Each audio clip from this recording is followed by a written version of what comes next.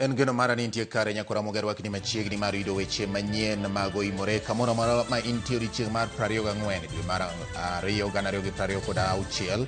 Weche mosetimore e pacho ka oting'o weche mag koth mamedo chwe gwenge mopogore opogore manyaka sani osekelo oula e moko kuom gwenge kendo kelo tho. Weche mag arita kaachiel kod weche mag siasa nitiere kanyakora mogi kamoro mara ma intie bed thuolo mar bedo koda chakruok nyaka giko. To mokwongo wayud thund weche. Nyathi ma higa 14 nyepio lalgo ma wan team marwa ni oko pod rito mondo yud kuma pod nitie. Ne gineno ni ka pio dok piny to wanyalo yude poko yude. Midhiero mag oula medo neno karawera ma jahigni 14 otho bang' oula manyo wuok e aora Migori nyoro. Kwenda kuenda nikapata msichana mgeni amelala na mtoto wangu kwa hiyo hapo kwa malazi. Nikamuuliza, wewe unalala na mtoto wangu kwa malazi hapo, unataka nini? Ati mtoto ameamka, nilikuwa na bembele. Nyathi ma jadweche 9 nigi rem bang' ka obambe kendo roche ratiche e gwenge mag Matayos e kaunti ma Busia. Lokruok otimore e komiti mag od bura kama moko kuom jo od bura mag ODM ogol e komiti madito.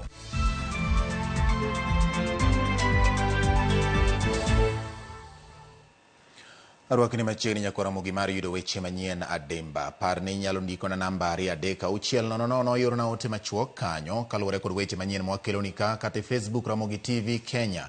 Mbui mar YouTube bende en Ramogi TV Kenya, ka X en @Ramogi TV KE. Jaloko mara iluongo ni Belinda Phillips.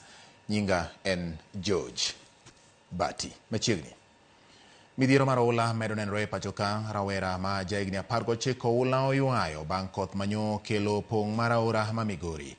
Julius Awuor ma en apisa ma ochung'ne apisaza mag mochung'ne kedo gi masiche matuch apoya Migori olero ni rawerano pod imanyo bang' ka pi aora Migori nyoywa. Jafwambo marwa Joma chakono weche manyien mago imore gi ripodni.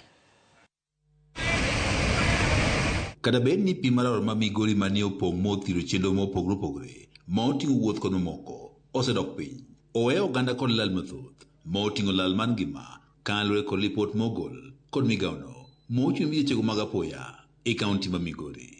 Lipot mogol kod jatend migaono mar alwora kod midhiechego mag apoya e kaunti ma Migori Julius Awuor Nyerere yango ni rawera ma wuoyi ma jihigni 14 ne olutre e aora ma Migori kendo pi ne odhi kode kanyaka sani chenro mar manyo ringre koro pod dhi nyime. Nyathi ma higa 14 nyepio lalgo ma wan team marwa ni oko pod rito mondo yud kuma pod nitie. Ne gineno ni ka pio dok piny to wanyalo yude poko yude. Ka opogore kod wito ngima, migao ma ochung' ne midhiechego mag apoya e kaunti ma Migori wach ni kama jowuoth mawuotho kod tiendegi e olalo maduong' ma Migori luwo bende ne okethore, ka bende kata olalo motudo Nyarongi kaachiel kod Korwa e sub-county ma Suna East bende pi ne oyweyo modhi kodo. We'll be having issues to do with disease outbreaks because we saw a number of toilets that were overflown.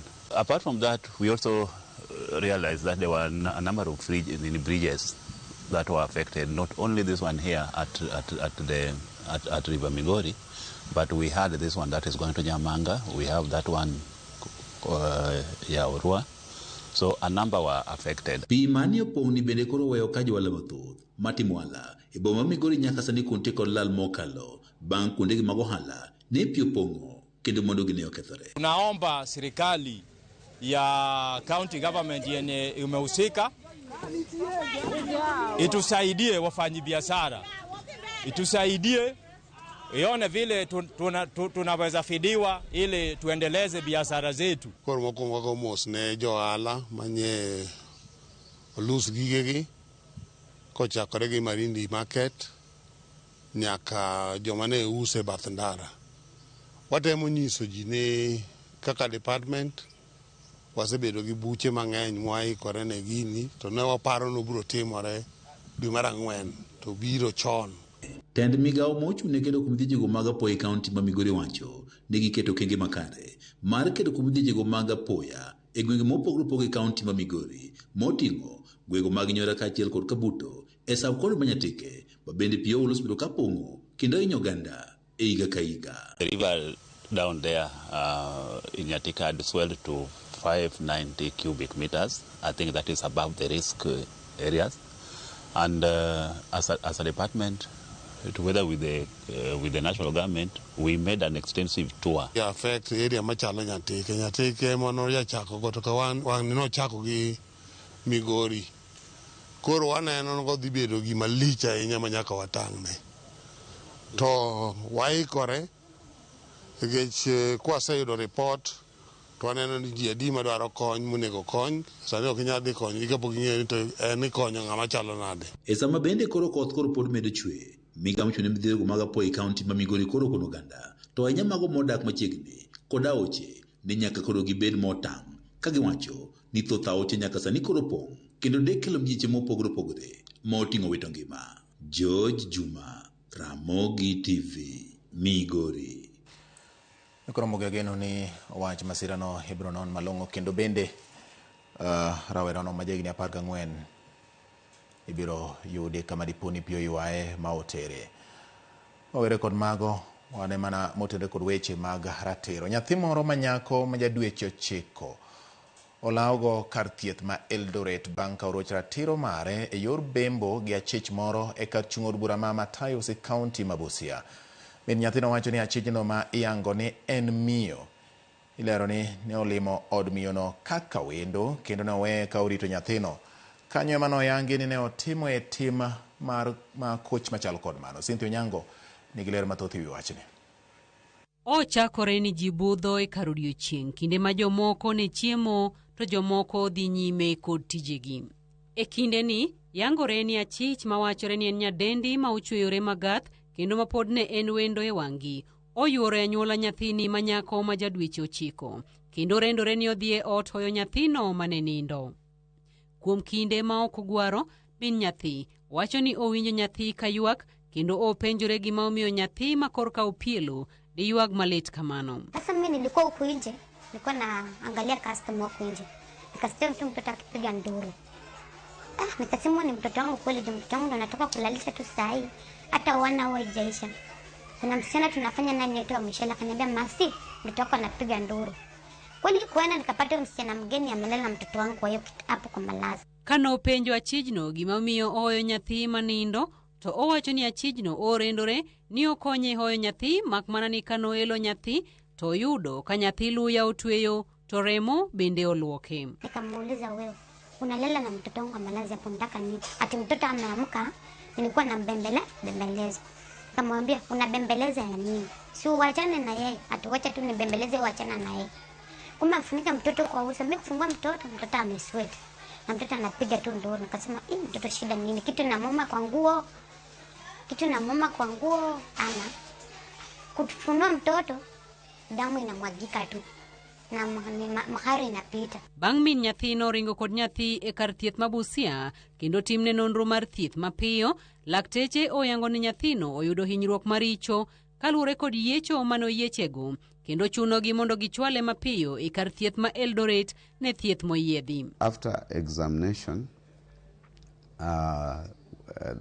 the team that examined found that it was a third-degree tear. Under the management by Dr. Mabea, who is a fistula specialist, because this kid had developed what we call rectovaginal fistula. We have now stool coming through the private part of this girl, not able to control stool now at 9 months. County Commissioner magweng'no onyiso ichwang' mare kolero ni timbe makamago dwa ng'eny e gweng'no madipo ka ochunogi kaka jotelo chiwo kum mager ne jogo miyudo kod ketho mar bimbo. Kama County Commissioner nitakasirika kabisa. Tutatumia kitu inaitwa badizo. Nani anajua badizo? Sasa kama wewe unadhulumu mtoto inamaanisha wewe si binadamu. Wewe ni mnya. Hiyo mayai yako tunafinya. Kaluwore kod nonro mar kar thieth ma Busia e higa mar 2025 kende, kar thiethno ma Busia nondiko kwan nyithindo manyiri maromo 42 kod yawuoyi maromo 4 mantie kind higa 0 nyaka 9 manoroch ratichgi.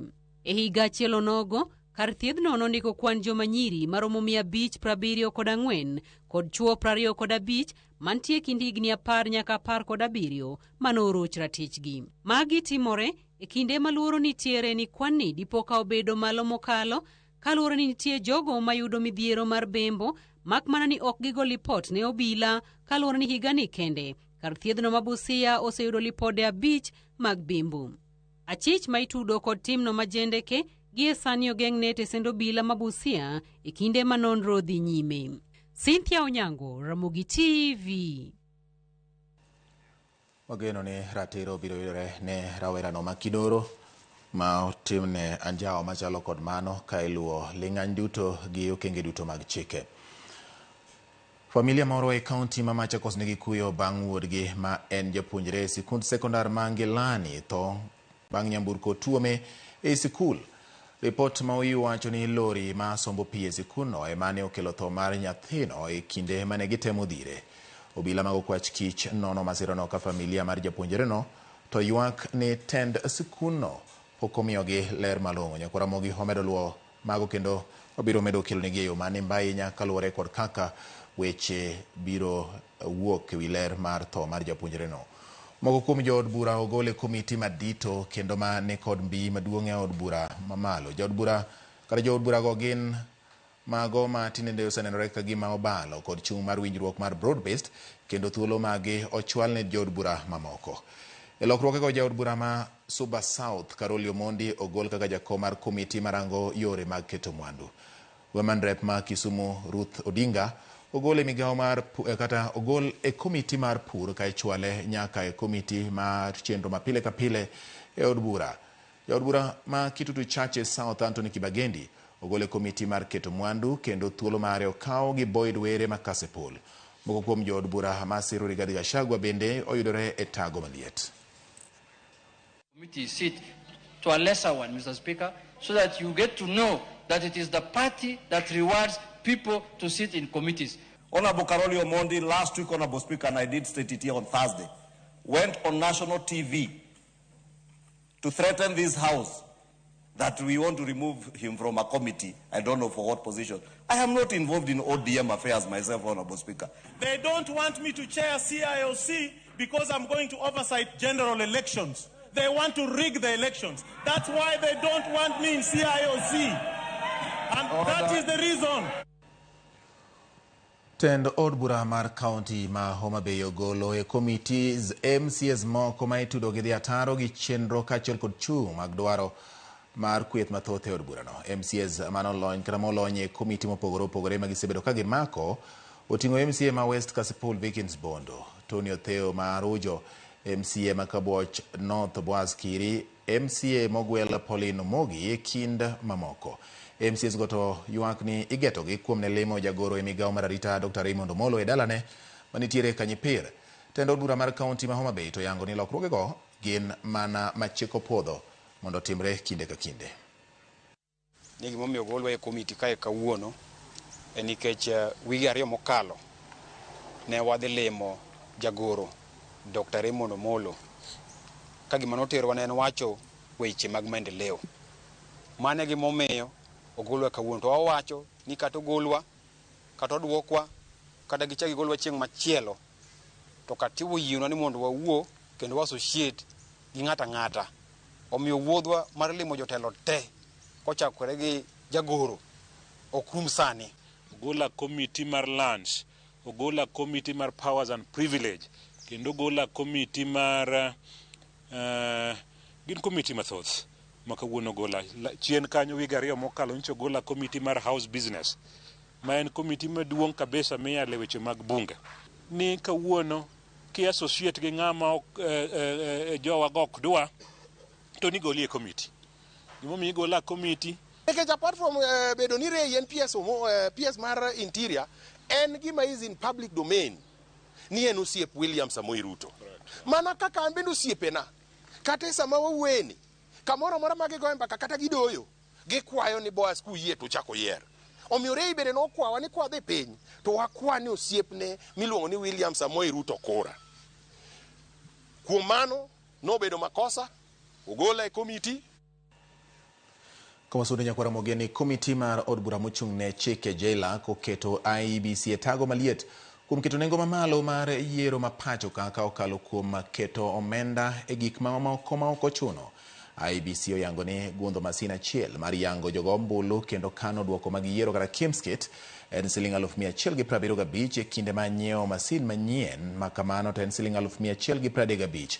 IEBC bende yudore kama diny kuom okang' mare mar keto tenge siling bilion 2.6 e lando chenro mage kaachiel kod bilion 1.5 mar gero log tich maduong' mar IEBC mong'ere kaka Uchaguzi Center.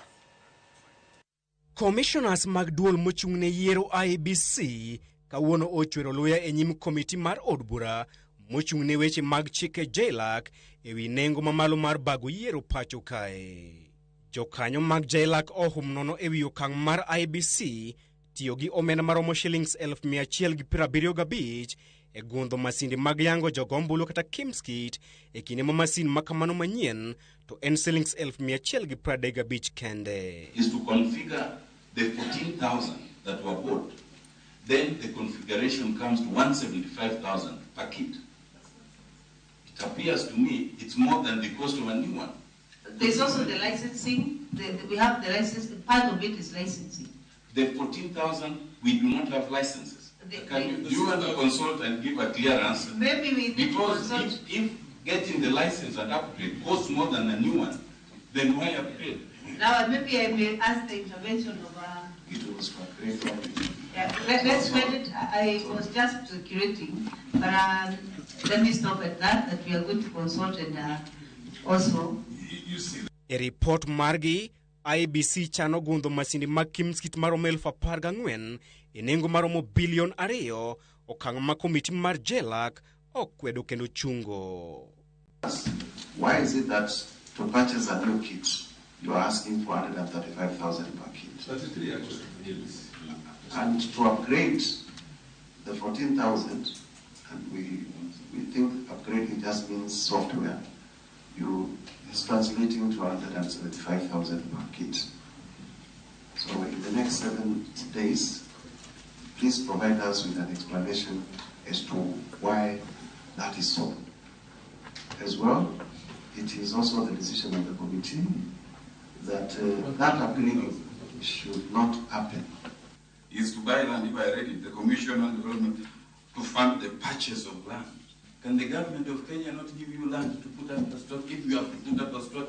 Kuom bilion 63 ma IEBC dwaro matimo ikrok ne yiero maduong' mabiro, IEBC chano tiyo kod bilion 1.1 mar temo masini mag yiero, bilion 1.4 e lando chenro mag kokalo e ute fwambo kod bilion 1.5 mar nyiewo lowo mar gero log tich margi manyien.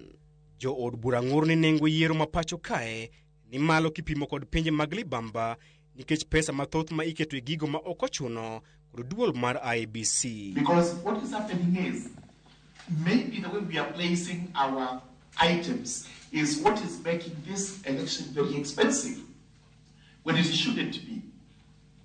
And maybe this is the reason you actually have 41 billion, which according to the Treasury should be sufficient if you relooked at these allocations.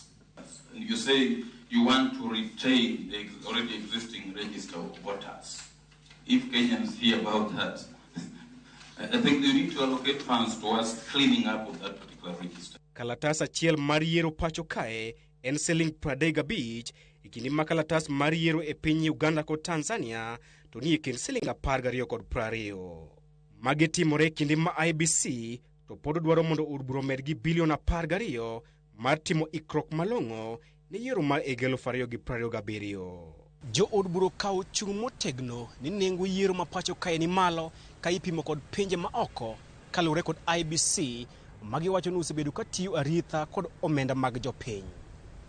Chris Owino, Ramogi TV, Parliament Buildings, Nairobi. Kawasure ni jatend migao mar teko Opiyo Wandayi owacho ni twak e kind duond bura mar ODM kod UDA pok ochakore kaka ifuong'o gi kweth moko. Wandayi wacho ni okenge maler iluwo ewi twagno ma onge gima biro kethore. Mana chiel kuomgi. Twago e kod gimomiyo. To chama madhi negotiate in ODM, ok individuals.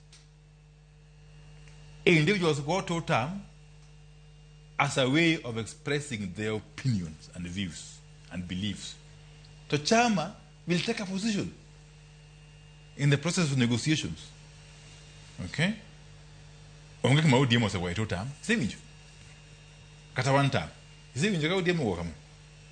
Podi. Mosere no kamugo emba kamuwacho. To individuals money ODM ka an. So there's no doubt. I say watch very clearly. It's an as a leader and good duty and responsibility to me jogo mabende lower direction. An kago kwane kanya ka kinde ba se boda kanya kamoro. Sasa menda se beti. Kago kwane nke system analysis. O kane ka interest majaluo nyalo bedo taken care of in any other place apart from kama President William Ruto Hotel. Yakoromo giwa kao yue marwa mokuonge weche manyien mago imore pod wan gi weche mathoth ahinya kaka kawuono ng'eni en tich ariyo nyaka ng'e gwenge wa bende nitie. Omiyo kamoro amora ma intie awami puoch gi pak kuom yiero Ramogi TV. Aneno ka ote madonjo ka mathoth ahinya kendo adwani mondo achaka kodgi mapiyo piyo. Evans Kidero mar bunge la wananchi Migori wacho ni serikal onego ger dikes mondo gigeng midhiero mag pi mahinyo jo ohala manyoro ne waneno kohinyo ji mang'eny ahinya Migori. Mano organizing secretary mar bunge la wananchi Migori Evans Kidero. Erokamano Evans kuom ote mari. Aneno ka Wilberforce Otieno ng'iso ni awinjo imore makare ul tsunami. Aoro ocho mare ne jodala wa te mago maka Oselu Owaga kuom weto dayo marandiga da mari Suselu. Akwayo national kod county governments okony weche pi e county ma Migori. Wacho ni no okunjo bed ne temore thuolo machal kama. Okay. Father Peter Jwang Orono wacho ni Anobunga town onga city Kisumu ka bati dedi cool aneno Ramogi TV malera nya to wach pi leta henya jowa obed motang ni pi to wacha ma lokruok mae parliament jo ODM ne kare nikech ka ok gin loyal gi party mane otero gi e od bura nyaka gol gi agola woro gima dand dhako no timo ne nyathi nyawade gi nyathi matin. Mano Father Peter Jwang ma odorono kantiro onga city Kisumu kocha emoro na ote machal kamano. Noka ODM Homa Bay timore marach. MCA mora ni thuolo limo PS Osaka Japan Kisumu County mawacho kamano. Okay, Auki Dibo kantiro Ulanda ng'at mobambo nyathino onego chwad kabisa kastitue ngimane te. Mane kaka Auki to nene ka intiere gwenge maga Ulanda kocha. Binano ka indinya kwa Ramogi jimedo ndiko na mopogore FCPA Hezbono Molo kone oganda nyikwara moga Jwang kinde makoth chwene koro ji nyaka bed motang nikech nitiere aore mathoth ma okalo e kor gwenge. Jonyuol nyaka ng'e nyithindgi machiegni ahinya nikech pi okong'eyo ng'ato bende pi onge watne. Midhiero mag pi oula gin gik ma samoro inyalo geng' ka ji okoyoro pi kopong' kendo jochikitgi ahinya ne ler ma ichiwo kod jolony e koro chal mar kor lwasi. Okoni oganda nyaka bed jogo mamedo timo kamano. Kendo okoni e kindono duto te oganda magin jomodak machiegni kod kuonde ma ore nitie kik tho donja ore. Kineno kopong' tichung' gi chien. To jok ma bende samoro nitie kuonde ma oula nyalo mole bang' wuok e ore bendo bed motang' kendo gichikitgi ne gima sirikal wacho kong'iso ni wuogo daro dhi gi kuonde moting'ore gi malo to tim kamano moloyo rito. Wacho ni timo mos ahinya kaluwore ne joma yudo masira mag pi e gwenge ma Migori kocha kong'iso oganda mantiere Homa Bay kuonde ma pi nyalo chende mondo mi obed motang', jogo ma samoro nitie kuonde ma nam nyalo ng'oke mondo obed motang', kod jo ma bende samoro koth nyalo yudo oko kik gi chimre gi bwokete yien kod gik machal kamago. Okero kamana nya FCPA Hezbono Molo kuom ote mare gi ng'ado rieko ne jopiny e wi wechego. Kopogore kod mano bende aneno ka ler kendo news donjona Wang'i Longo Kadem mosnaji Wang'i Longo tema niluongo ni Clinton mar Wang'i Longo Kadem ema wacho kamano. Makamu Odasere Ugonja bendo ndiko ka ong'iso ni mosna wadwa intellectual Opiyo Wandayi panose wuoka mano ng'ama wang'i ogodo 27 deputy president mano kaluwore kod makamu kendo wacho ni Linda Ground Kisumu Town East and teacher Dek hotel kod party leader Dr. Buru Oginga to gi chair lady Her Excellency Gladys Wanga patron en adui nyang. Ago kamo se pango team ne. Sa director Dominic Akugo ngisa no nena malera ahinya mano wuod uriri kendo ngisa ni mos ahinya ne oganda jo Migori moyudo midhiero johala kachiel kod joma bende owito nyathigi masira mar pi oula. Kao kamano yina mondo ka uyogi kanyo mapiyo piyo nyakora Ramogi Dakika 22 bang' saa 3 pod an kod weche mathoth ma en oimore e Ramogi TV.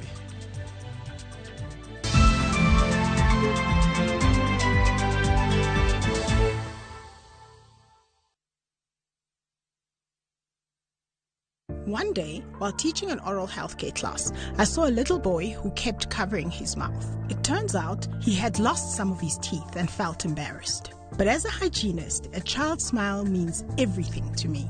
That's why Colgate Maximum Cavity Protection unlocks 24-hour cavity defense, a formula boosted with calcium for lifelong smiles. Every child has the right to smile, and a beautiful smile is a healthy smile. Colgate, #1 oral care brand in the world.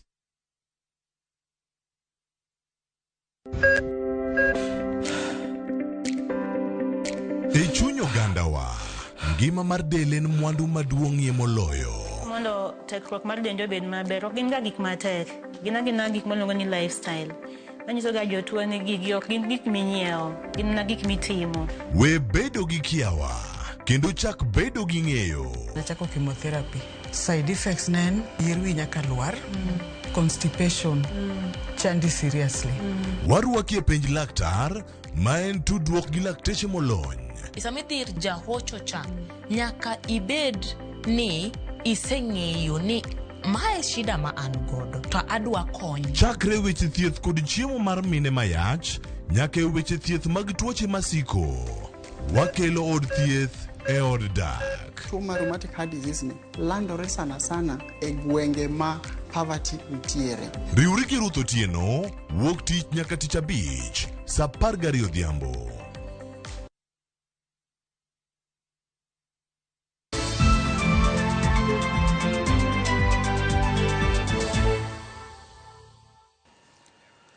Ramogi machiegni kendo jotelo mag riwruok mobalo kod sirikal kotene kod jalupo gai mar Jubilee Fred Matiang'i, jatend duond bura mar Wiper Kalonzo Musyoka kod jatend DAP-K Eugene Wamalwa gi duol achiel okwedo sirikal ewi tiyo kod jomaundu mar rocho romo maggi manyogi bago odiochieng' manyoro Kisii.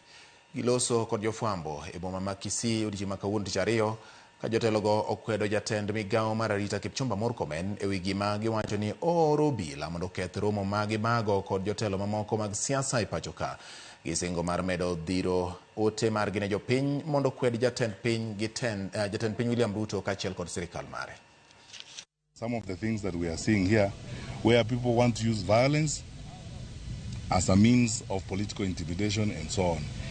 Some of my colleagues are going to again talk about that in some level of detail, but we have to condemn this. This is lower than primitive. 6 decades after independence, we cannot lose lives because we are trying to help certain people survive in their political offices as it is. We need every life. One life is one life too many. We had an attack in ACK with Tima Church in Othaya. The file is ready. 12 officers have been identified with evidence, and CS Murkomen is refusing the police to hand over the file to DPP for them to be prosecuted. The only good thing is that the criminal activities have no time limit. That file is ready. Those officers must know that when a new president is sworn in, 10 hours after, they will be arrested and taken to court. We know that Vodafone is a very reputable British organization. But they also know that if they are dealing with a rogue administration, which is trying to dispossess Kenyans of their birthright. Janon buge sirikal mapacho ka Nancy Gadhungu owacho ni paro mar chuga gulu mar yore tudruok kata National Infrastructure Fund ni kare to mana ka okete e yor chik ma kaka chiel kuom yore mag neno ni agulu no ta e yo mar adier kendo chenro duto okete lai mar konyo dino rode mag mibadhi. E piny Akide oluwo sigana ne kendo mai report no. Enyim komiti od bura mar omenda, janon buge sirikal Nancy Gadhungu ochopo kama oduoke penjo motenore kod piny owacho Chugaguch National Infrastructure. Kaluwore gi Gathungu, okang' makamano ni kare to makmana ni nyaka time kaluwore gi chik. Kuom mano, ojiwo jood bura oketo kenge makare mag neno ni aguluno ota e yor adier kendo chenro duto okete lai. The National Infrastructure Fund is for infrastructure. Then it needs to be protected, and there needs to be controls and inbuilt mechanisms to ensure that those funds are protected and are used for the benefits of development and the people. Gathungu kata kamano owacho ni ok oyie gi okang' mar piny owacho mar uso kembe mapacho ka kata keto gi e lwet joket mwandu mar ni mano okang' manyalo miyo piny Kenya kos bedo kod kembe go e kinde mabiro. Paro ma jatend migawo mar omenda John Mbadi owito oko kowacho ni obiro konyo piny owacho chwalo dongruok maonge kawo hola moramora. The sale of the assets may also mean that at the point in the future there may be no more assets to sell. In other words, future generations will be overburdened by the current decisions contrary to the principles of public finance and Article 201C on equitable sharing of the burdens and benefits of the use of resources and public borrowing between present and future generations. Bende Gathungu sokolai mar nyiewo kokadhe mbui kowacho ni thoth jonyiewo oseneno pek ahinya to e kinde ma itiyo kode e chano kod loso weche mag orak. On how they are ensuring that the system works or supports delivery of services and delivery of development. Mbadi kata kamano ochiwo duoko mare ni laino tiyo makare. This thing is gradually moving. The next financial year, I don't think there will be any excuse on the e-procurement. And I want to request Auditor General to go and audit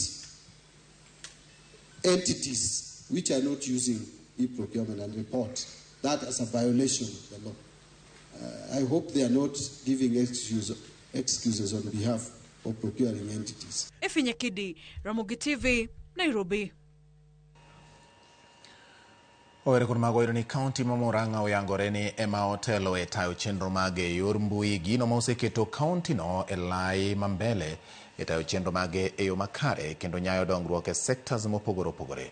Ma oyangi gi report mogol gi kuku marango lek mar piny Kenya kata Vision 2030. Akana mongire kaka Vision 2030 mabende oyango ni county ma Kisumu ema otelo tayo chenro mage e yor mbui e gwenge makaluo. Lydia Okeyo nigi mathoth. Lek mar Kenya e yor dongruok motese ni Vision 2030 mane oketa yanga e higa mar 2008 geto loko chal mar piny Kenya kokale misi adek kama oting'o chumi, telo makare kod neno ni oganda odak e alwora makare. Achiel kuom yore ma ibiro chopogo lek gi kare en tayo chenro mag sirikal e yor mbui.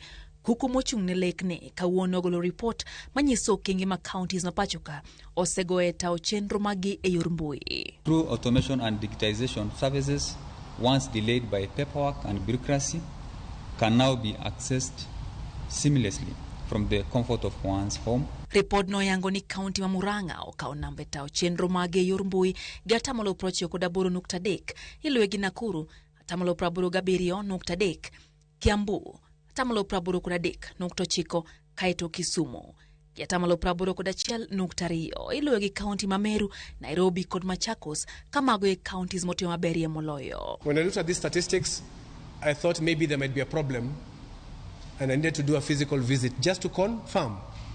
So I went to Murang'a County, unannounced. And I managed to catch the governor there. I said I was passing by, can I visit? So I visited the governor, and what did I find? I just asked leading general questions without letting him know what I was asking for. And as we were talking, Governor Murang'a opens a dashboard. Actually, his office is full of dashboards. He's able to see where every county vehicle is. He's able to see how much money is being collected every minute, live basis. He's able to see what is happening in all the critical facilities, and it's all on screens. So when you're making a decision as a governor, the data is all in front of you, and it's not you're not guessing, you're not hoping, and you're making no assumptions. This is purely data driven. All the answers to all the problems we have in this country are here in this country. We don't need to go outside to get solutions. So for the group, the counties in the B, the C, and the D categories, my strong recommendation is we do not need to go to do benchmarking in Dubai. We don't need to go to do benchmarking anywhere. And if we manage to do this, if we can get all the counties in Kenya operating at this level, you can all imagine the ripple effect across the country. Egwenge Manyanza, County ma Homa Bay ni atamalo 62.2, Migori atamalo 53.9, Kisii atamalo 50.5, Siaya atamalo 40.6, Kagwenge Manyanduat mar piny Kenya kamoting'o Wajir, Garissa, West Pokot, Marsabit gi mamoko pok onyalo tawo chenro magi e yor mbui kaka dwarore, ka giduto ginie matin ne atamalo 40. If you look at the railway line from Mombasa all the way to Kisumu, you will find that most of Kenya is where? Down here. What is called down Kenya, correct? This is where we sit. This is where we are all squeezing down here. 75% of Kenya is empty. Pretty much. It's empty. So what we want to do for the future growth of this country is to see the Las Vegases and the desert cities and the dryland cities coming up. We already have in the Kenya Vision 2030 the Isiolo resort city. We have Turkana resort city. Counties ma osetimo maber e tiyo gi mbui kaka Murang'a oyangore ni tiyo kode e choko osuru kotimo chudo mopogore opogore e county gino mathiro lal mar omenda kanyakla kota chenro ne jopiny e yor mbui gino mosebedo kaka so chenro makamago. Counties go bende osetiyo maber e loso thuolo mag tijene rawere kokale tawo chenro mag thieth kod pur mitima yor mbui e kin mamoko. I have two bosses in the room. En kwaone counties mag wapokorwako chenro mag tiyo kod mbui ne mondo mi girwak chenro makama kalore ni mae ni yo mabro neno ni chenro mi ichiwo ne oganda otimore e yo makare mabire kinde ma chenro malo ma 2022 mag sirikal sani oseketi mbui. Lydia Okeyo, Ramogi TV, Nairobi. Kowuok kanyo ne piny owacho e bwo migawo mar somo ochugo duol moyiedhi mageto twak ewi wach duoko chien omenda ma itiyo godo e yore mag somo kata school fees ma jopuonjre chulo e kuonde tiegruok mag tije lwedo e pacho kama ngima. Mago yangi gi jatend migawo mar somo Julius Ogamba makoni okang' makamano koro gikawo kalore gi ywak mag thoth jopuonjre makoni ng'awruok mar school fees osemiyo moko kuomgi rem dhi nyime kod tiegruok magitimo. Jatelo mane oloso Mombasa ka tiegruok mar tije lwedo mar Kenya Coast National Polytechnic ojiwo jopuonjre mondo or kwayo mar yudo hola mar HELB mabende osebed kichwalo ne jopuonjre manitie mbalariany. Commissioned a team that is going to review the school fees so that we reduce it downwards in order for us to be able to support all students. That meeting is taking place tomorrow, and we are going to ensure that the issues that you raised with me are attended to and the fees will be reviewed so that you are able to complete your studies. Secondly, you are entitled to get money from HELP and also Universities Fund. And as of today, we have transitioned a total of 99% of all our grade 9 learners to grade 10, which is a commendable job. But at the coast region, we are lagging behind. We are at 95%. So, Bwana DCC, with your team, you still need to go to the ground and push to reach the 99%, just like all the other regions in the country. You are at 99% as we speak. You need to move to 95% as coast. You need to move to 99. Nyakoromogi fungruok nyalo bedo ne jotuo mag kansa pone jolony opwodho yadh bungu manonro yango ni osenyiso nyalo mar thiedho kansa. Ma oyange romo ma okelo kanyakla jolony mag thieth nyamrerwa mag yedhe bungu e kind mamoko ma obagi bomani ma Nairobi. Judith Omondi noluwo siganani kendo mae report. E romo mar ndalo ariyo ma okelo kanyakla jochiw thieth, jotim nonro kaachiel kod jolony e yedhe mag bungu, twak dhi nyime ewi kaka pinje mag Afrika nyalo chako puodho yedhe mag bungu, ma bende ong'ere kaka yedhe nyaluo, kendo rango mabeyo ne ngima dhano kod ma ok ni kare. E romo ni ema ne wayudie thuolo mar twak kod Dr. Festus Tolo, achiel kuom lakteche ma ochung' ne nonro mag thieth kokalo kuom yedhe mag bungu e kar timo nonro ma Kemri. Dr. Tolo yango ni giseyudo yien ma gichich ni thiedho tuo mar kansa. Kansa sana ahinya wang'eyo ni nitie yien mawa ma nyaluo ma chiedho kansa. lakini okwan kod gimiluongo ni evidence. Evidence, scientific evidence manyalo support, manyalo miyo wawach ni yendwa mag nyaluogi gin yien manyalo chiedho kansa. Koro center wa ma KEMRI wang'iyo evidence manyalo support yendwa gi. Yiend nyaluo tiyo, yiend nyaluo nyalo chiedho, lakini wadwaro evidence manyiso ni ginyalo chiedho adier. Yadhni nyalo chako tiyo machiegni e matin ne higni 2 mabiro poni omenda oyudore mar ruyo nonro. Shida ma wan go mang'eny en financial support. Mondo watim research. Research en gima very expensive. To dwarore ni mondo wabed kod support manyalo miyo watim science marwa mwadwaro. Gimomiyo wacho ni science marwa mwadwaro, ka in kod ng'amo miyi pesa moko loka, wazunge moko loka, omiyi pesa mondo itim research. Ibro timo research e gik ma gidwaro mondo itim. Ok ibi timo gimi idwaro in iwuon mondo itim makonyo jowi, makonyo ogandani. Kaluwore kod projections kaka research wadhi, kwang'iyo to waneno ne maybe kapok ochopo 2030, maybe 2028, 2029 kanyo.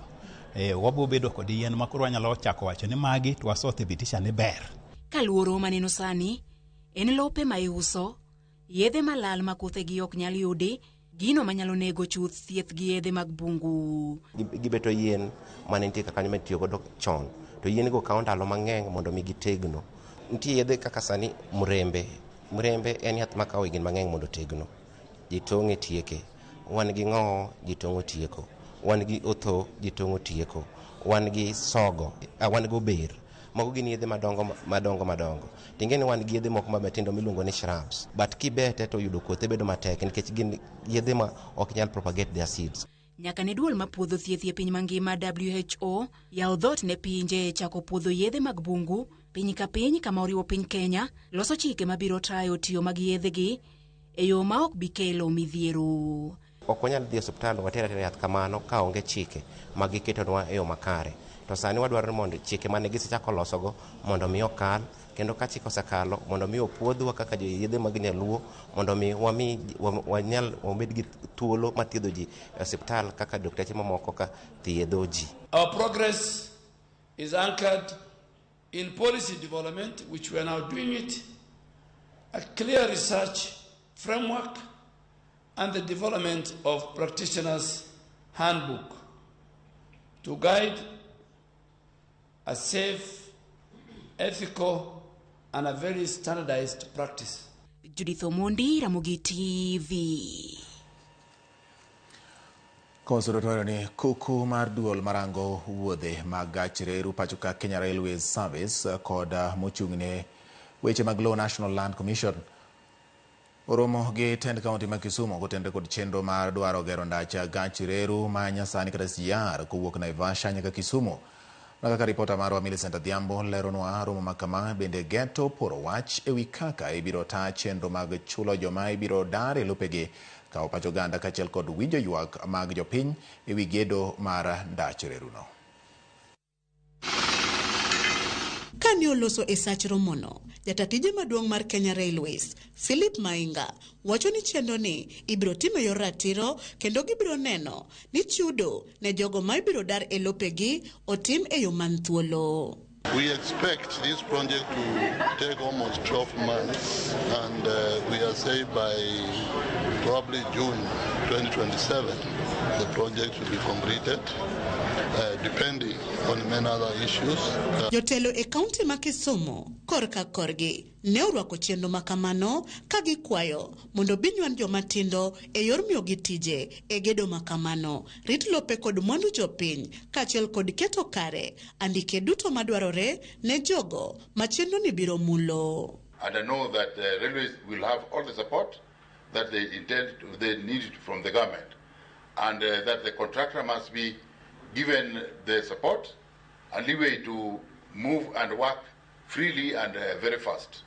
So we will give you all the relevant support for as long as you harness public engagement. The leadership of the project to consider our young people of Kisumu County. We know that Kisumu is facing a serious youth bulge that if not taken care of, then we may not have a country. And we are pleading with you that when you get that railway station here in Kibos, recognize it, please. Either Baba's name or Jaramogi or somebody we can associate with. Commissioner Manyanza, Flora Morowa, Korka Kore, Neo yango ni SGR no, biro tingo malo, oala, e kaunti ma Kisumu kod aluora mare, ka okoyo mondo, bitim chenro mag chudo, e yor ratiro maonge mibadhi. We are also going to gain a lot and promote economic interdependence. I would like to request the leaders present to help us in making sure that only the affected people are compensated. Governor Makisumu Peter Anyang' Nyong'o, Neo yango, ni chopo SGR e boma ma Kisumu, biro keto Kisumu, karo ohala maduong' e aluora mar Afrika ma Ugwe, gino mabro tudo, kendo keto, yore mag wuodh reru, nam, kod lowo, bedo mongirore. We must ensure that this project is not an isolated transport spine, but the backbone of a broader regional development strategy. Infrastructure is the language through which a nation expresses its development intent. The standard gauge railway speaks the language of scale, competitiveness, and integration. Chenro mar gero ndach gach okolo, kata SGR, kowuok Naivasha nyaka Kisumu, en mar tielo mar ariyo, ka borne biro romo, kilomita 264.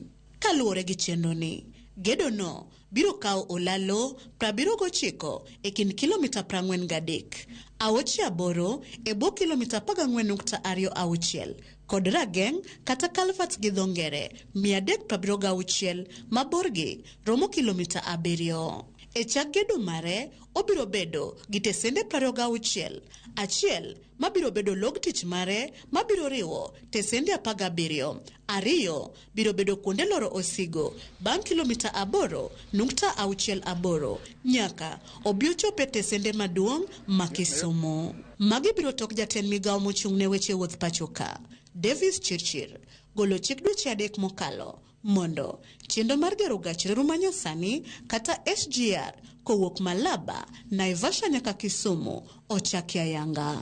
Millicent Adhiambo, Ramogi TV, Kisumu County. Tend dho wedhe kaunti ma Homa Bay ogolo chik ne jolupo mondo bed motang' e kinde ma gidhi nyime gi chenro mag lupo. Makalure kod koth mapek masani chwe e aluora mar nam Lolwe ma okelo midhiero kendo manyalo hinyo jolupo. Jafumbo marwa Alia Beach noluwo sigana ni. Bende kod wedhe mathoth ma chenro mag lupo osebedo ka dhi e nyime ka kinde ma koth chwe mang'eny gwenge molworo nam Lolwe. Chenro mag lupo bedo kod ng'ikruok maduong' kaluwore kod yembe mager mafuto ma bende miyo masiche mag nam jimbore. Juma mokalo bad migawo mochune koro futo mar yamo e kor lwasi ne ogolo milome ewi koth mapek mabiro dhi nyime gi chwe e gwenge mogomba kod nam Lolwe kaachiel kod gwenge mamoko e pacho ka telo mar dho wedhe kaunti ma Homa Bay ka otelnegi gi jakom dho wedhe ma Suba South William Onditi. Jiwo bad migawo no mondo oteg chenro mar chiwo lipot ne jolupo e chal mar kor lwasi kinde ka kinde mar thiro masiche manyalo juko jolupo. Wakwayo ni sani monego gijiwi e tijgi motegno kabisa, kendo sani onego bed ni gitudore kod jolupo direct through jokombe mondo dho wath ka dho wath obed ni chiwo report mar weather updates okinyi kapok jonam odhi nam. Mano nyalo konyowa kuom geng'o masiche manyalo timore e nam e seche mag odiechieng' ka yamo ywak, to nikech wanyalo bedo kod bandeche ming'awo ma ka gisemiyowa updates to ka piny ber to wang'awo green manyiso jonam ni weather ber gidhi adhiya nam, kata ka piny dhi bedo marach to wang'awo red manyiso jonam ni weather rach kendo ji obed gi tahadhari motegno. E kinde ma koth chwe mang'eny e alwora mar nam Lolwe bende masiche thoro juko jolupo, anyato jolupo madhi e nam ka ok orwako gigo eko mag reso ngima, ka jokombe mag dho wedhe mopogore ogolo chik ne jolupo mondo ginene giluwo chike ma oketigi e kinde ma koth chwe mar geng'o masiche manyalo jukogi e kinde ma gidhi nyime kod chenro mag lupo. Ei mano bende wakwayo jolupowa mondo obed kod life jackets. Life saving jackets nyalo konyi kuom muda moro kata ka yie olokore e nam. Mano emomiyo sani wadwa keto arita motegno kabisa ni yie ma ok ji oidho gi life jackets ok nyal nyono nam, to nikech ngima mar ng'ama chielo no konyo ng'ama chielo. Sani gima natemo kwayo jokombe wetena en keto chik matek kabisa e wach life jacket, nikech season ma koro wantiere ni wathoro yudo thoe mang'eny kabisa e weche mag dhi nam ka piny rach. Koro ne okon jakom ka jakom onego bed oket chik matek kabisa ni ng'ama dhi nam to nyaka bed gi life jacket. Yiedhi be gi mewa manyalo rescue dhano e nam. Ywak bende nitie wi jolupo moko matiyo kod yiedhi maongore kinde mag nam ka gilupo, ma bende keto ngimagi andaki kinde mag dhi nyime kod chenro mag lupo, kane gikwayo bede migepe mopogore mar sirikal mondo oket okenge mowinjore mar geng'o masiche mathoro juko jolupo e nam lolwe. Un ji ariyo to kubedi ngai ariyo, ubedo ngai adek, nikech ngai achiel kotur to moro nyalo konyi.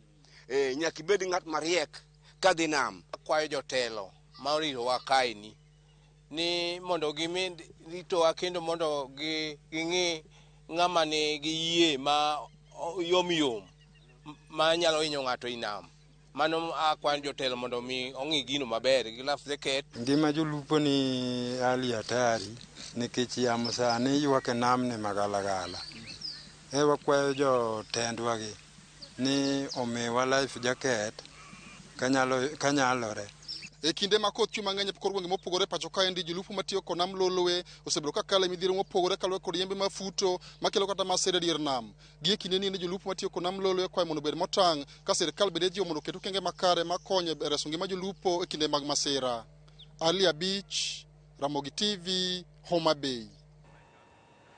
Nakora mogi waka yo machielo ka neno ka jaroso jangisa ni bati nonga paro ni wantie broad based government to kara MCS go to gol committee nango ni gidhina no Raymond Omolo akwayo ni jothurwa ni wa ereuru kendo kawuodwa ni kamoro to waunge lwedo wantie en wacho ni mane gimo kwayo kanyeru kama nanya anoka bende Solomon Akuo mar Kibuye wacho ni bati siasa sijakore kendo dhi mateka ahinya. ODM ma Homa Bay olok pachgi MCS go onge kosa magitimo kuom limo PS Omolo. Okay, rokamana ahinya. Awuoro kama Tiang'i sani nyalo ywak ni ochamo tear gas. Okoparie okay, to Gachagua bende ywak ni ochamo tear gas kendo gino rome. Ginto giparie kaka ne gitimo ne baba Raila Amolo Odinga. Awuoro ka wich kara wil. Okay, mani luongo ni Jakom George Rarieda ka wuok Migori ema wacho kamano. Okay, jin ndiko kama opogore. Dickens Ojwang' Otaja mano nyathi janam kichama lot nyisane Mikai Marera ema Ochieng' bende Ojwang' ka gintiere Nairobi Pangani wacho ni gineno Ramogi TV yo makarenyo. Kila loch ma jakinanda ka chieng' Ward 7 bende nitiere ka kendo nyisani bati amora ahinya koth goa mapek yo mawuok Sori Migori olokore kendo ok kalre nikech pi mapek moloyo. Awuoro lokruok matimore bunge ne jo ODM bunge wacho ni mos ne Super CS John Bari gi Director Oblingoje mano kila loch ma jakiranda yiena mondo kawiyo gi kanya kora Ramogi pod wadugo kod mamoko mathoth ma en oyimore e Ramogi TV.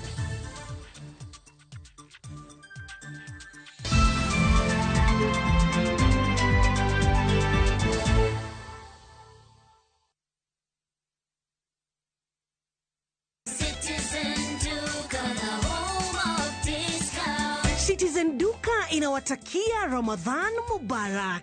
Tumia muda mchache sokoni na muda mwingi kwa mambo yenye umuhimu zaidi. Bidhaa muhimu na halisi tena za kuaminika kwa bei nafuu zikiletwa hadi mlangoni mwako. Fanya oda sasa kupitia Citizen Duka app ama kwenye tovuti ya citizenduka.com au tuma agizo lako kwa WhatsApp kupitia nambari 0710 487 487. Citizen Duka, the home of discount.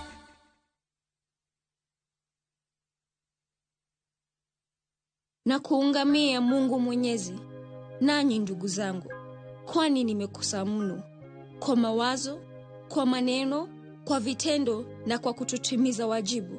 Nimekosa mimi, nimekosa sana. Ndio maana na kuomba Maria mwenye heri, Bikira daima, malaika na watakatifu wote, nanyi ndugu zangu, niombeeni kwa Bwana Mungu wetu. Mungu Mwenyezi atuhurumie, atusamehe dhambi zetu, atufikishe kwenye uzima wa milele. Amina. Dial *811 415# to get ungamo la dhambi.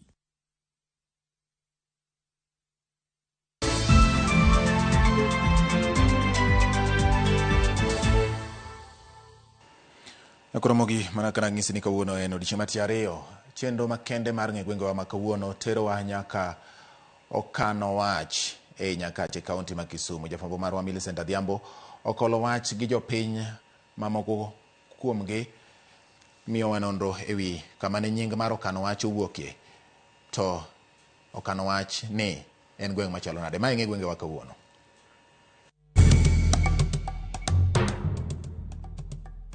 Nyakoromogi ajwang' mana kaka nasingo ni waromo kendo e telo machielo e chenro ni mar ng'e gwenge wa.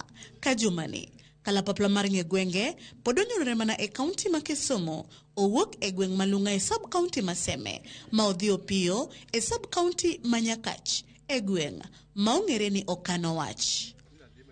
Ka iselimo kata isewinjo kama iluongo ni okano wach, iparo ni ang'o madine mi chak gweng' ni okano wach machiegni. We wacha kanena twak kod jogweng' makae gilieknwa nena ni gin to pachgi chalo nade ewi gima nomiyo ochak gweng'gi ni okano wach. Kama adonjo ka mwaka mar 82 napenjo gima nomiyo iluongo okano wach. To nonyisa ni jodongo ne bet piny e buchgi kendgi mar jodongo ka mine onge iye. To giwuoyo to wach mane giwacho kanyo ne dong' kanyo, onge ng'ato maduoko dala ne jaode ni ne wawuoyo kama. Koro nomiyo iluonge nokano wach, ikane weche ma jodongo wach. Gima mi iluonge nokano wach kaka osewach ni ne en kuma nikane weche nok wuogi kane jodongo oseporo wach ka, to wach manowacho iye ka ndi nok nyal wuok, koro nobedo siri. E gimomiyo nochake okano wach. Ka endi ne en kama nokane siri mag lweny, koro kane gimako piny to ne wapo ka gimako Kadianga kama giduogo ma gibiro ka, koro kae kama ne gigoye buchgi maduong', kama ne giriwore to gipande weche, koro gima giyalo ma gitieko to ok chak wuog oko. Koro burni iluonge ni bura wuor. Lwenje moko nitie manogore matek, mano wuondo dhoudi mamoko, nokuny bur to karo bur gi par. Koro ka gibiro to gilware iye kuno to jowa ne ni oko. Koro ka giduogo to giyudo ka joka nie bur, koro nwanego jogo te. Koro nwalawo gi mwachopo kodgi nyaka kamoro miluongo na ang'um ywak. Ang'um ywak nitie malo kocha. Walawo gi maka wasegogi ma koro gichopo malo kocha to ging'uomo ywak. Koro mane ginomiyo okano wach nigi history maduong' ahinya. Kana adonjo ka higa 99 dholuo nayudo ni okano wach ka ne jodongo rome, to ka ema ne jodongo kane wach. Kane gisepimo wechegi to wechegi ne donge ka. Koro nawinjo ni en okano wach bura wuor, ni ne en bur kama ne ji chokore tikani weche. Bang' winjo kaka jogweng' oselieko paro mopogore ewi gino ma giparo madine mi chak kae ni okano wach, adieri kod kuku mar wach motenore kod nono mar nying gweng'ni ma okano wach ni kanye to ne ochakore nade. Kama koro senta mokano wach nitieni, gweng'ni kane Nyakach omako piny niluonge ne gweng' Mabwao, to tok lweny mogik ma Nyakach ogoyo mogik ne nitie bur mane jodongo machon ne dake, ohinga mane gero. Jodongo nodak e bur. Ng'ama nogero burno ka niluongo ni Awuor ma Jakoguta. To lweny mogik no, ka Nyakach oseriembo Kabondo kendo riembo lang' mochwe God Minyonge, koro Kadiangwa noneno ka Kadiang' ochakore Sango nyaka Sondu. Senta kama ne nyalo miyo girom ma giwache wachgi, ne giwacho ni ka burni, bura wuor, ema koro ne girade. Ka ne girado ka, to jodongo ma Sondu gi jodongo ma Mwalo Sango, weche mane giwacho kaka jodong Kadianga, ne giwacho ka gitieko to giwacho ni kan wach. Wach miyage bur ka kan wach. Kik bed jaduong' ma tho fuong'a wach wang' jasigu biro ng'eyowa. Dhok monitiere miwach ni Nyakach kogero piny nokawo gang'o. Mano notimore chon kapod ok senta ni ochako bet. Senta mar chiro mar okano wach ochakore 51 kaka iwacheno. To kano wach burni eri nochakore higa mar 1901. Mano ka Nyakach asango koro capture area ni nyaka Nyabundu. Koro kodhi kamano jodongo ne yalo ka, gidhi adhiya kamano. Kano wach. Kane gibiro ka to giwacho ni wadhi romo. wabiro mokano wach kamikane wach. Wach magiago kamano siri. Toke no, ne nitiere jaduong' moro Kadianga ka, oike ka. Ne ene komanda mar lweny maluongo ni Atieno Bira. En em nogo tung lweny ka wach mosewachi bur ka. To ka lweny dhi wuok to Atieno go tung. To kogo tung to gendni mag Nyakach wuok oko te. Emomiyo kano wach ka endi kata ka ng'ato dwaro loch mar Nyakach, to biro kano wach ka igwedhe ka. Nikech wach mane Nyakach okano ka, wach mane Kadiang' okano ka, mane kako kano wach wani en. To nitie nying moko makoro chak dugo miye ne wang'o tong'. Chiro Kogeka. Mano dhi kamano. Koro mae okano wach. Kama nikane weche siri mag Nyakach. Gweng' ma okano wach, humbe landore kod weche kata timbe mage. Okano wach waka gima lando ahinya. Wan gi Archbishop Okoth manose retire mantie. Okano wach wani wapuro njugu. Ka idwaro njugu to area ni emibire. Koro wang'ere gi mano. Umbwa kaka jokano wach ka ng'eny, wan gi jomosomo. Jomosomo mokano wach ogolo, wan gi dakteche madongo dongo. Wan gi jotelo be madongo dongo matie kaunti malo. Mago jok ma owuok Nyakach ka mokano wach ogolo. Ei karwa ka indi maduong' moloyo gik moko duto te wan gi pur gi pith. To gi wajora tiro be waherore era maduong'. Den nitie jathum moro ma bende ne moro jowa ka. Niluongo no Omolo Kobomba. Omolo wuon Obomba, Omolo Nyajon. Dala gi nie bathe ka. En koro wuok e dhot mar Kobong. Kaka jokano wach. Gima kana donjo ka na yudo jodongo manong'ere manenie gweng'ni. Na yudo Daktar Mimba Nikolao. Manong'ere gi chuo sandan makata kituo to thiedhi kokel janeko bendo fito machangi. Kana biro to kipenji ni tidhi okano wach gweng' Mimba Nikolao. Tiye niye adhi gweng' Mimba Nikolao daktari. Mano nong'ere gweng' Okoth Bishop. Archbishop mar Diocese ma Kisumo bende nong'ere boloka. Koro kanye kaka gweng'ni nong'ere nikech mage joma dongo mane nie iye ma nying gi nodhi ahinya. Wan kaka wan jokano wach, ong'ewa kaka joma thuondi. Nikech kaendi jokano wach Kadianga makae nobedo joma thuondi kata me lweny. Kae kama noting'o ng'at miluongo ni Bora Silili. To kae kama oting'o Atieno Bira. Mano dhi olielo tik miyawa kano. Kowuoro ore kod belo. To bende okano wach osenyuolo dongruoge ne jodak makae nyaka ne ochakre. Kana tedo kana yudo skul mar Abwao, secondary mora mora ne onge, to primary mora mora be ne onge manomede. Koro kochiedho wayudo bolo St. Teresa's Girls, wachak wayudo Our Lady of Lourdes bolo secondary, wachak wayudo nwang'o e bathe koni, Kobongo bende nitie ka, Oriang bende ni iye kocha, Banda bende piny, koro sikundo medore. Wan gi Chichni moger, wan gi Nyamarimb malo, wan gi Kolweny mowuok kuom okano wach okelo. Ne na pap. Ne nitie mana ute moko matindo kanyo kata ka jo mane dhi nam kelo rech to nimo mane pere i okano wach kanyo to udi gi ne onge. Koro dongruok waneno ni udi gi oger kendo nitie. Ne en sikul achiel kaka na nyiso ni area wani luongo ni area mar Abwao. Sikuno nochak na Abwao. To senyuolo sikunde mang'eny kama sikunde mosenyuolo dhi 7-8 kae. Kata obedo ni okano wach nigi dongruoge achiel ariyo adek ma jogweng' nyalo kwano. Rem kod kwayo mage magin go, magi gombo ni ka ukele gweng'ni ma okano wach, to biro dongore ma ometni ma ochal kod gwenge mamoko. Waonge kod pi. Population ok nyal timore maber nikech mon law pi. Koro pi wachando. Barabara, wan gi rough roads, jo siasa temonwa matin sama gidwaro mbulu kaka sani. Ni walosonu gikone, to kosebol kura to ji odhi adhiya. Chiro waonge kod modern market, nikech kata kaka wane iye kanyo, ka koth obiro kaka koro theche ni ng'e ni beno onge gimiuso. Nikech koth gowa, wan gi rage mana mag kete iye kanyo. Koro nego wabed gi chiro moger mo wiye umore, makata kichunge iye to koth chwete ling'alinga iye. Chiro manyasani waonge go. Wakwa mondo gernwa chiro, osuptal mondo tieki mondo yath bende obede osuptal mondo ji oyud thieth e yo makare. Wan gi chandruok wapuro to kudni inyowa karwa ka kute wang'iewo yedhe mang'eny kabisa mar mondo mi waneg godo kute e cham. En very expensive, kudni no tije tek, en idhi koda nyaka e ot. Koro wakwayo ka dipo ni sirikal nyalo konyowa mar mondo mi wayud yore kaka wanyalo yudo yedhe kata kinyalo go yath ka jiko kidwa chak puro mondo kutego lal to puro dhi makare mondo kik wachandre gi ng'iewo yath to wang'iewo kodhi to wang'iewo yath to wang'iewo fertilizer. Senta machalo kaka kano wach kae onego bed nitie bohol moro mokuny ma pi nyalo yudore e senta.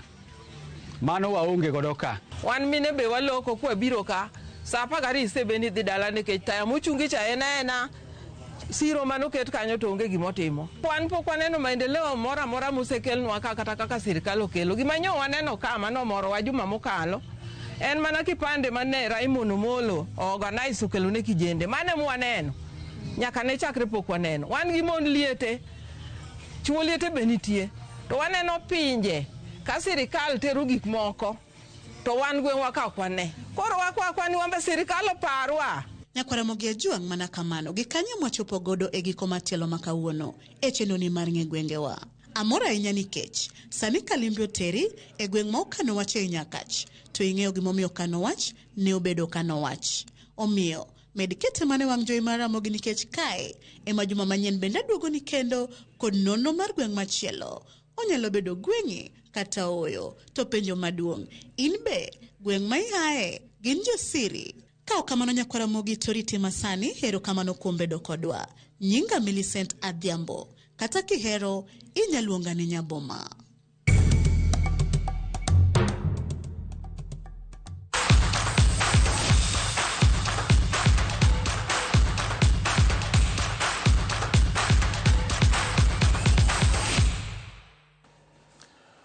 Piny owacho mapacho kako kalo kuom migawo mar tuke otimo lokruok mar kaka tuke mag WRC Safari Rally dhi taa bang' donjo winjruok kod kembe mag ji giwegi. Kambino mar ji giwegi dhi loso komiti margi mar tayo tuke ma higani midhi bagi e boma ma Naivasha chakre tarik 12 nyaka 15 dwe mar adek. Kalore kod oboke mogol kod jatend migawo mar tuke Salim Mvurya odiechieng' ma kawuono jokanyo mag duol ma osebedo ka tayo kendo chano tukego mag WRC e pacho ka koro dhi duoki e migawo mar tuke kama idhi migi tije mamoko nyaka orak margi rum.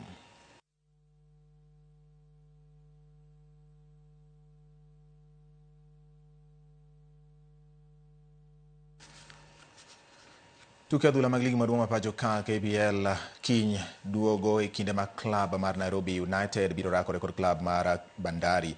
Tuko ma ibiro bagi lap ma KPA Sports Club e lap ma Wanguru Stadium. Klab mar Tusker FC biro rwako Murang'a Seal e tugo ma ochan saa 8 kiny. Tusker FC omako thuolo mar 10 gi points 28 kaka machielo Murang'a Seal nitiere thuolo mar 5 gi points 23 tok tugo tuke 21. Machielo bende klab mar Mathare biro rakore gi Shabana e lap ma Nyayo National Stadium.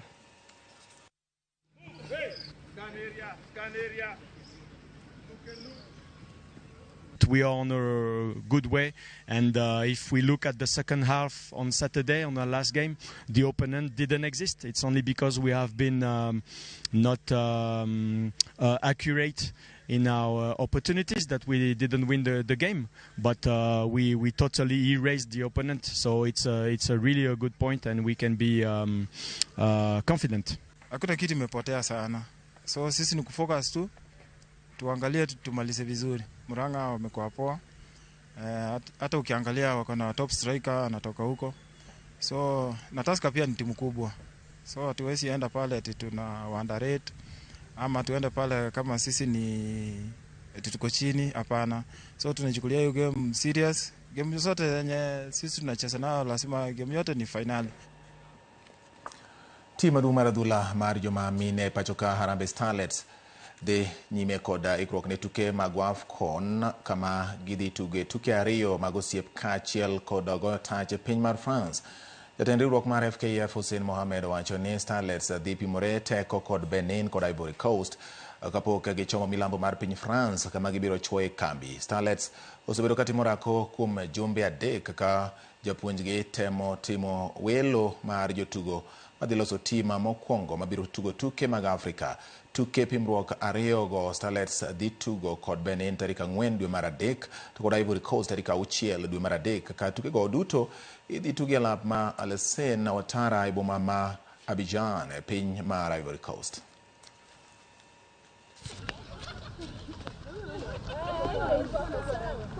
tuna feel at home. Kwanza Moso sisi wenye ni first call up, tuna feel tuko nyumbani. Aim yetu kama venye kocha alisema ni semi final, na mimi na believe na preparation yetu tumefanya tutafika hiyo semi final. Kambi ya players mostly wengi ni new, lakini unaweza kuwa new kwa kama player, lakini kwa football sio new. But preparation iko sawa, mood iko sawa, watu wako ready. Klab mar Manchester United dhi nyime kod duoko maber e tuke lig mar adhula piny mar Ingresa tok lo klab mar Everton gol 1-0 e tugo manyo bagi e lab ma Hill.